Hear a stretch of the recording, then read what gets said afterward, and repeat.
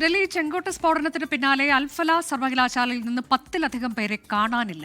അന്വേഷണ സംഘത്തിന്റെ പരിശോധനയ്ക്ക് പിന്നാലെയാണ് കാണാതായത്. അതിനിടെ ഡോക്ടർ ഉമർ നബി ബോംബ് തയ്യാറാക്കിയത് ചെങ്കോട്ടയ്ക്ക് സമീപമുള്ള പാർക്കിംഗിൽ വച്ച് എന്ന് NIA കണ്ടെത്തി. ആക്രമണ സ്ഥലം തീരുമാനിച്ചത് ജെയ്ഷെ മുഹമ്മദ് ഭീകരരുമായി ചേർന്നാണ് എന്നും സൂചനയുണ്ട്. ചെങ്കോട്ട സ്ഫോടനത്തിന് പിന്നാലെയാണ് അൽ ഫലാഖ് സർവകലാശാല കേന്ദ്രീകരിച്ച അന്വേഷണ സംഘങ്ങൾ പരിശോധന നടത്തിയത്. ജമ്മു കശ്മീർ പോലീസിന്റെയും ഫരീദാബാദ് പോലീസിന്റെയും പരിശോധനയ്ക്ക് ശേഷം സർവകലാശാലയിൽ ജോലി ചെയ്യുന്നതും പഠിക്കുന്നതുമായ 10-ലധികം പേരെ കാണാനില്ല എന്നാണ് വിവരം. ഇതിൽ 3 പേർ കശ്മീർ സ്വദേശികളാണ്.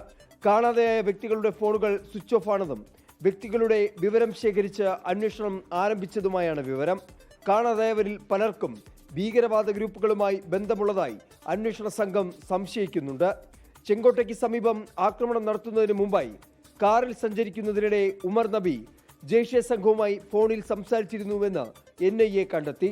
ആക്രമണത്തിന് തൊട്ടുമുൻപ് പാർക്കിങ്ങിലുണ്ടായ 3 മണിക്കൂർ സമയത്താണ് ബോംബ് തയ്യാറാക്കിയതെന്നാണ് വിവരം. ആക്രമണം നടത്താനുള്ള സ്ഥലം തെരഞ്ഞെടുത്തതും ഭീകര സംഘടനയുടെ നിർദ്ദേശം അനുസരിച്ചാണെന്നാണ് സൂചന.